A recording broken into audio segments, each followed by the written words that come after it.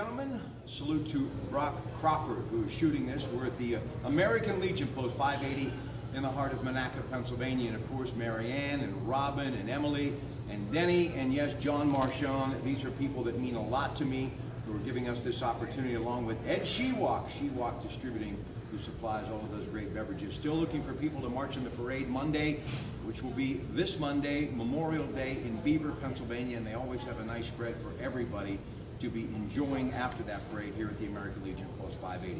Ladies and gentlemen, Lieutenant Colonel John Pippy, my dear friend, joining us right now, and we're going to, being that he's a West Point graduate over the next couple of days, remember some of the great battles in the world's history, and we'll begin with the Battle of Stalingrad, August 23rd, 1942, February 2nd, 1943. It was among the most crucial and bloody battles of World War II, essentially led to the downfall of Adolf Hitler's regime.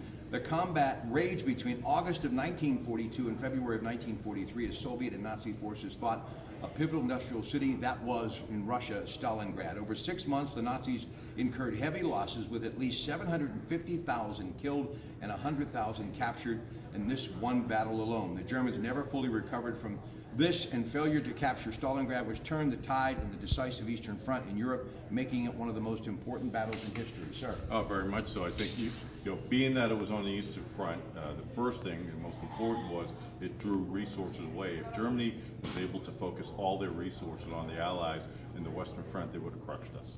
But because they had to fight a two-front war and they lost that decisive battle of Stalingrad, that not only took resources, but that gave us some of the room we needed to build up our capability and ultimately lead to the Allied victory. Listen, he is on his way to Station Square, carving out a little time for me today. Very grateful. The Veterans Leadership Program, saluting Vietnam veterans. Tell me about that. The Veterans Leadership Program, Western Pennsylvania, is one of the oldest, started in the early 80s, and it was originally developed to help Vietnam veterans. As the mills were closing, things were tough, they wanted to help with job placement, psychological support services, a whole bunch of just programs.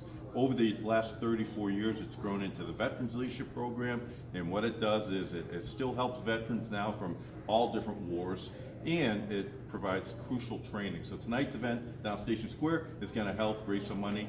Silent auction, good Pittsburgh 50-50 type events, award ceremony, and really just say thank you to all our veterans. A couple of people I want to thank. Tony Accomando, Friends of Da Nang, will be with me Monday night. Just get to the Pittsburgh Newsline, Rob Pratte Monday night, KDK Radio, and also Life-Changing Service Dogs for Veterans, along with Jack Wagner, Marine, Vietnam. He, of course, Pittsburgh hires vets, and working in conjunction with Dylan Raymond and Shell Oil here in Monaca, the Community College of Beaver County, to hire veterans. We salute all of you. Enjoy the holiday weekend, and remember those who made the ultimate sacrifice. Good afternoon.